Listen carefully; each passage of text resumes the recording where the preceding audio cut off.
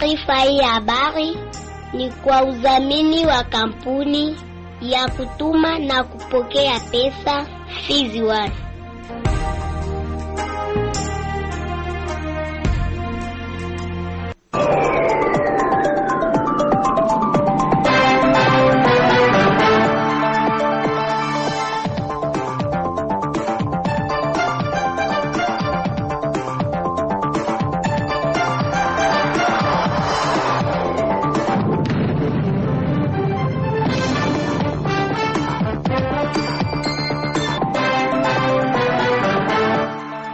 Shalom penzi msikilizaji wa idhaa Kiswahili ya Radio Kivu popote pale ulipo, na tumai umwiri wa afya na uko kando kando ya radio yako kwa ajili ya kuendelea kusikiliza matangazo yetu.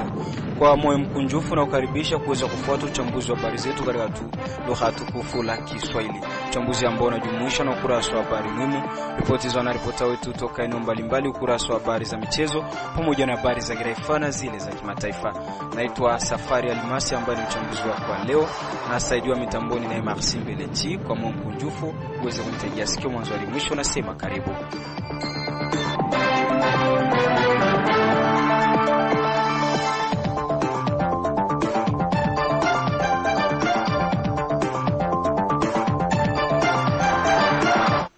Msikilizaji, kabla kuingia kwenye undani wa uchambuzi wetu wa habari, unakuwa unapata fursa ya kuweza kufuata habari muhimu ambako za leo za letwa kwenu naye mchumbe wa mkulima na Fatuma. Karibu mchumbe. Naam, asante Safari Dilwe Alimasi kwa habari muhimu leo hii. Wacha tuanze na huko Bukavu ambako mwili bila uhai wa mama mmoja umeokotwa Jumamosi ya tarehe 27 Septemba 2025 katika eneo la Place de l'Independance mjini Bukavu.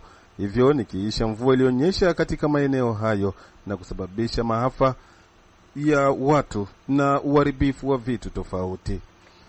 Tutakuwa pia na huko Kalemi ambako gavana wa jimbo la mkoa la Tanganyika Christian Mutungwa Mutiba amefanya mabadiliko kwenye serikali ya mkoa wake na kutangaza rasmi Ijumaa ya wiki iliyopita, na ikiwa na mawaziri 10 pekee.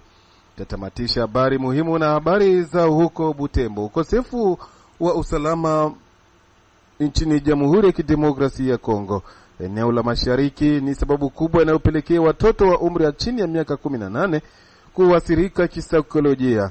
Ndivyo amesema hayo mwana saikolojia Jerome Tamosi Yotama kutoka huko jijini Butembo. Mwenzetu wa huko Butembo Zangos Movies wa Kaponi atakuwa na mengi kulingana na habari hizi. Safari Dilwe Alimasi na weka nukta kwa habari muhimu. Ni kushukuru sana mchumbe wa mkulima na Fatuma. Hivi sasa tuanze uchambuzi wetu wa habari tukianzia na paka katika mji wa Baraka. Taasisi ya Sensesta wila Baraka Fizi yasema kubiria changamoto mbalimbali katika wajibikaji na utekelezaji wa kazi zao. Akiwa kwenye mahojiano na radio yako Bwana Kilimali Selemani Celeste, mkuu kiongozi wa Sensesta wila Baraka Fizi aonyesha kuwa kutokuaminiwa ni moja ya changamoto zinazowakabili, huku akitoa sababu zinazochelewesha huduma zao kila wakati. Tunapoambia watu maneno hawayakubali kabisa kwa urahisi, sababu maneno yetu kabla hayajasindikizwa na matendo watu wanasema ni uongo. Wanasema watakupokeza pesa, leta gani ile napokeza na pesa, ni uongo. Ile ni changamoto za kwanza tunakuwa tunapata. Changamoto za pili ni watu ambao wanatulaumu kwa haraka bila kujua kwamba wao wanakuwa na devoir fulani ya kutimiza kabla hawajapata msaada. Kuna mtu anajua anatumika kazi, anajua employer wake iko afili, lakini hajui suivi ya dossier yake. Hajui karatasi gani zinatakika kusensesi ili apokee. Sasa itafikia tu wakati fulani anaanza kulaumu sensesi ni wezi, wazee michango yangu bila kupokea. Ile ni changamoto kabambi kabisa ya mtu anashindwa kutambua ya kwamba kabla mtu hajapokea kuna kwamba prealable fulani ambayo anapaswa kumtimiza. Zile changamoto zaidi mbili ambazo tunakutana nazo. Retare inafatana na misukosuko ya nchi.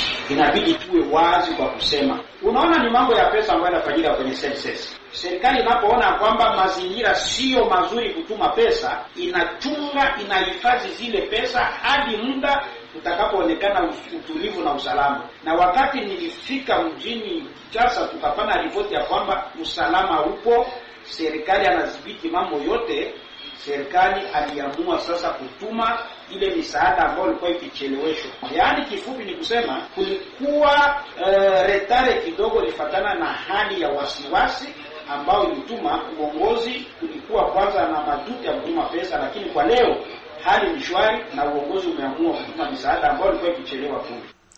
Na huko Bukavu ni kwamba mwili bila uhai wa mama mmoja umeokotwa Jumamosi ya tarehe 27 Septemba 2025 katika eneo la Place de l'Independance mjini Bukavu, hivyo ni kisha mvua iliyonyesha katika maeneo hayo na kusababisha maafa ya vitu na watu.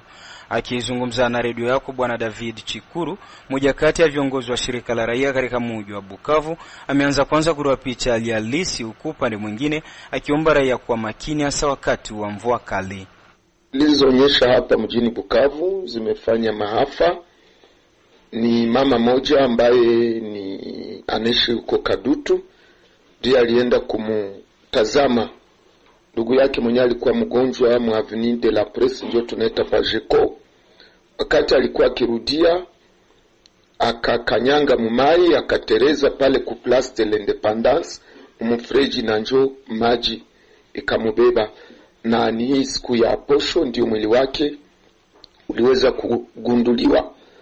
Unafahamu ya kwamba kila mvua kunyesha mara kwa mara pale kwenye fasi ya Uhuru kuna kuwaka maafa ambazo zinajitokeza pale. Ndio kwa maana tunaambia wakaji wakati mvua zinanyesha yafaa kuwa makini, ukibakia uchunge vile mvula itaisha. Na ingine hali za uchafu, watu wasikuwa natupa uchafu kwenye mifereji, sababu wakitupa uchafu itakuwa ikileta madhara, ni itaweza kuleta maisha ya watu kuingia ndani ya hatari.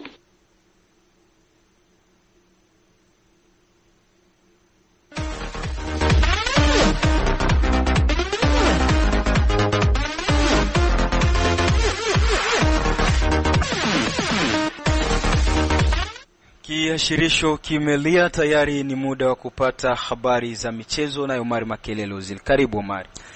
Asante sana Safari Limasidilwe. Leo katika habari za michezo tuanzie na habari za hapa katika mji wa Baraka. Ni kwamba kulipigwa mechi ya kirafiki katika uwanja wa Lumumba ambako vijana wa Akademi Michel walikuwa wanakaribisha Ose Masanze, na mtanangi umetamatika kwa sare ya 1-1 katika uwanja huu wa Lumumba.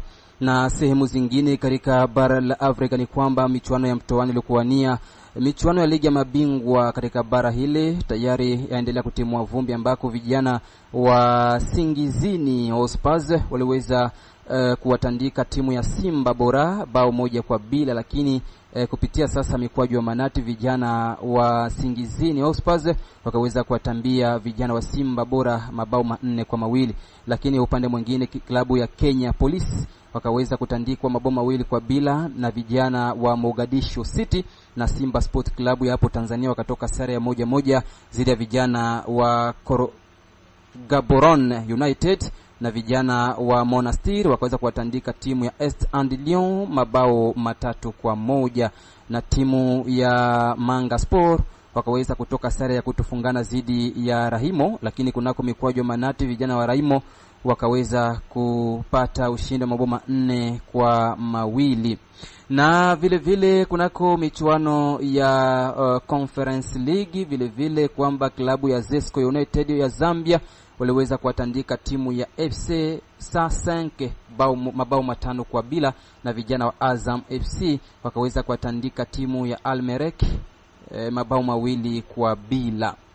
Na huko katika bara la Ulaya ni kwamba pale Uingereza Aston Villa waliweza kuwatambia Fulham mabao 3-1, na vile vile kule katika nchi ya Uhispania kuna mechi ambayo inaendelea. Barcelona wanavahana vikali dhidi ya Real Sociedad. Matokeo ya mechi hiyo ni katika uchambuzi wetu wa habari za hapo asubuhi. Bundesliga timu ya Freiburg waliweza kutoka sare ya 1-1 dhidi ya vijana wa Hoffenheim, lakini kwa sasa vijana wa Cologne wanapambana vikali dhidi ya Stuttgart. Kule katika nchi ya Italia Sassuolo waliweza kuwatambia timu ya Udinese mabao 3-1. Paris Pisa CS wakaweza kutoka sare ya kutofungana dhidi ya vijana wa Fiorentina. AS Roma wakatandika timu ya Hellas Verona mabao 2-0. Na Safari Limasi katika habari zingine, Liverpool na matumaini kuwa itafanikiwa kumshawishi mlinzi wa Ufaransa Ibrahim Konate mwenye umri wa miaka 26 kusaini kandarasi mpya, huku vilabu vya Arsenal, Chelsea na Manchester City zikiwania mchezaji huyo. Klabu ya Manchester United inafikiria kumleta Graham Potter kama kocha mpya iwapo itachukua maamuzi ya kuweza kuachana na kocha wao kwa sasa ambaye ni Ruben Amorim. Graham Potter ambaye hivi karibuni aliweza kufurushwa katika klabu ya West Ham. Na mwishowe ni habari za burudani. Msanii wa zamani pale Tanzania ambaye ni Samir Kinyurinyuri ametangaza rasmi kuachana na muziki wa Bongo Flava na kuhamia kufanya muziki wa Injili baada ya kuweka wazi kwamba ameokoka rasmi. Safari Almasi na kuacha uendelee.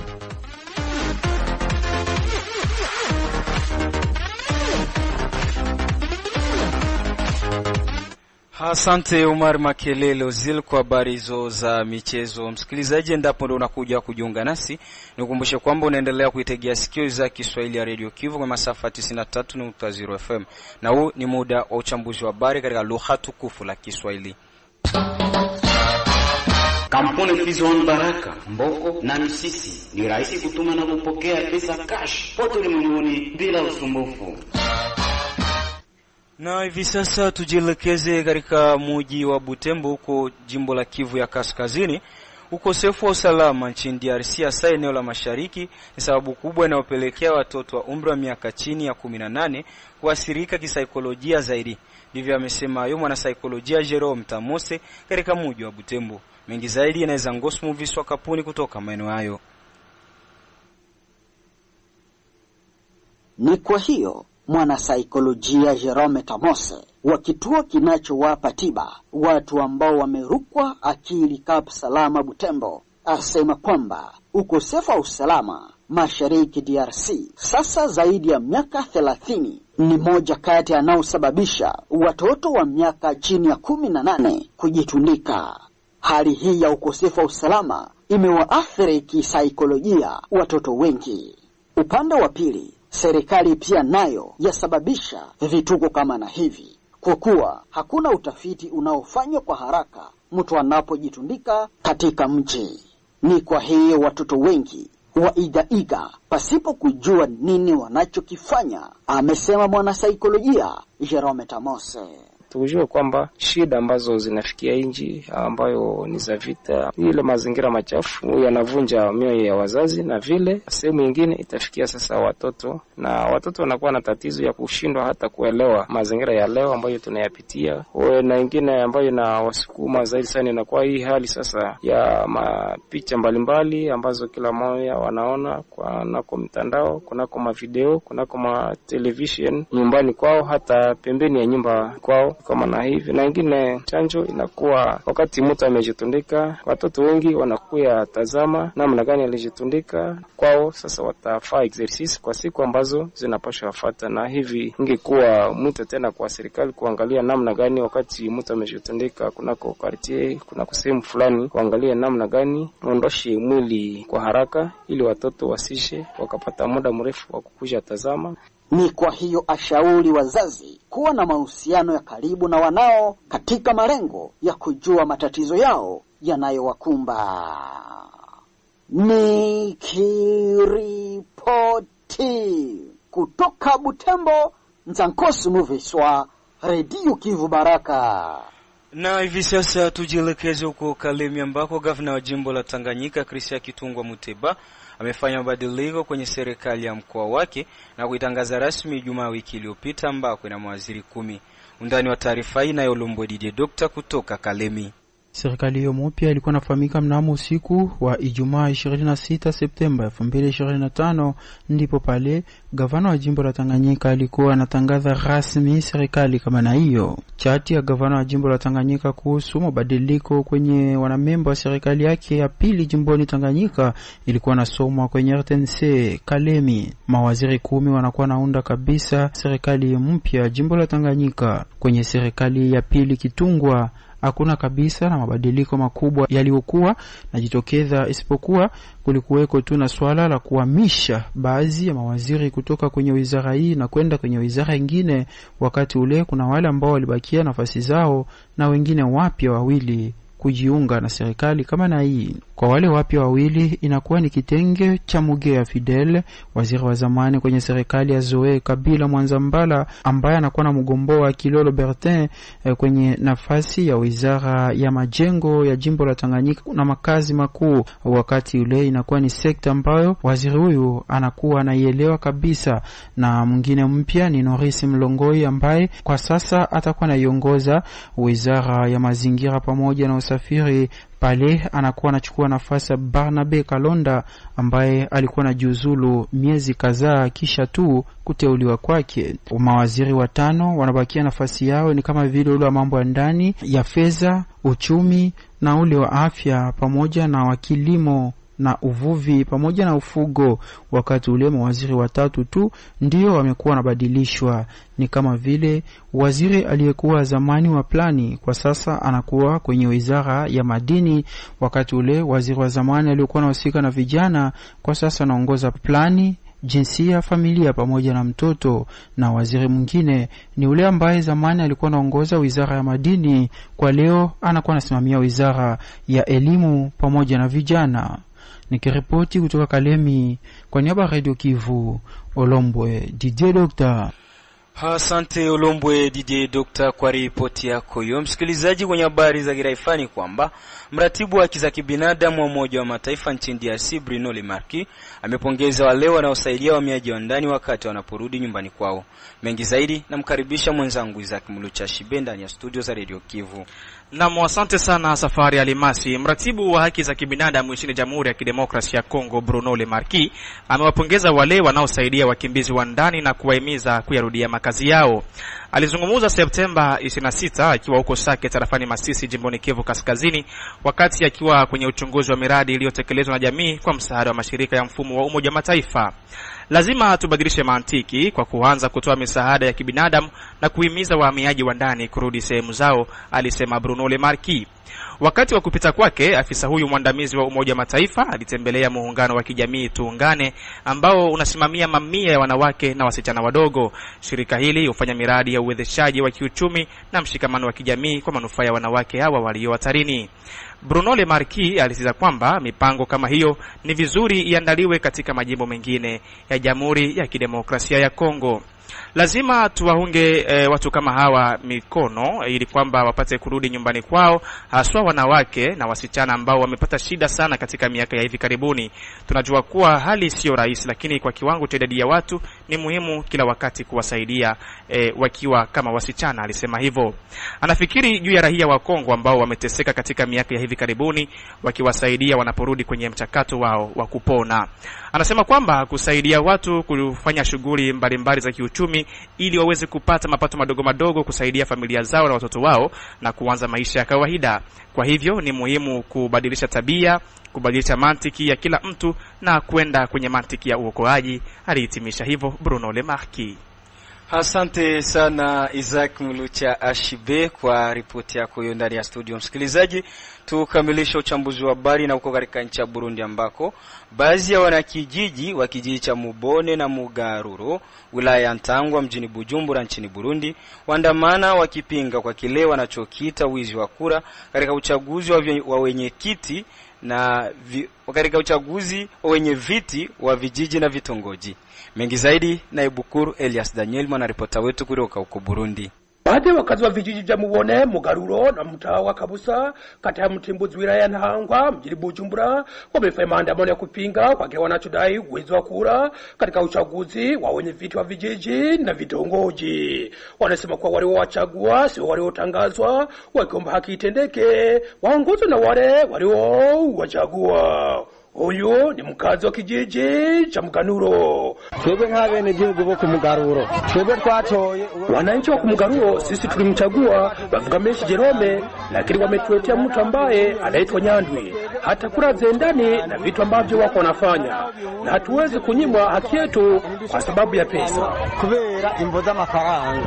Wizi wa kura unaoripotiwa katika vijiji vya Mubone na Mugaruro ndio unaoripotiwa na wanakijiji wanaoishi katika mtaa wa Kabusa kata ya Buterere, kama ilivyokuwa inasomeka kwenye mabango waliokuwa wamebeba. Cheka Mkabusa, tulia milijubusuma. Mimi naishi Mkabusa.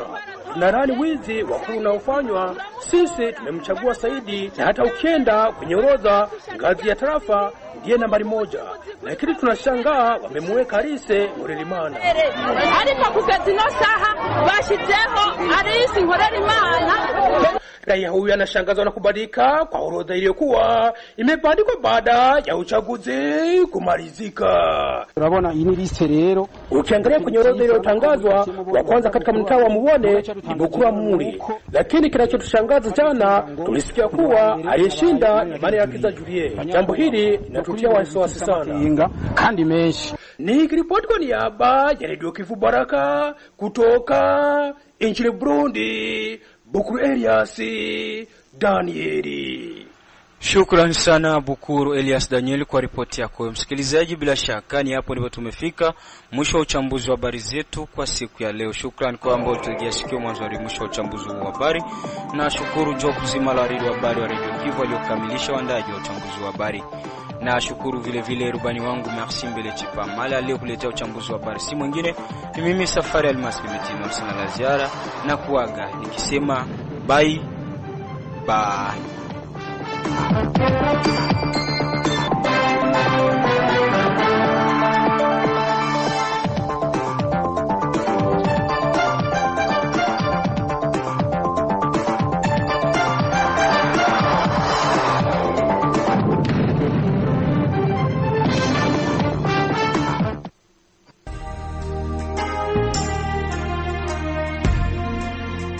Taarifa hii ya habari ni kwa udhamini wa kampuni ya kutuma na kupokea pesa Fizi One.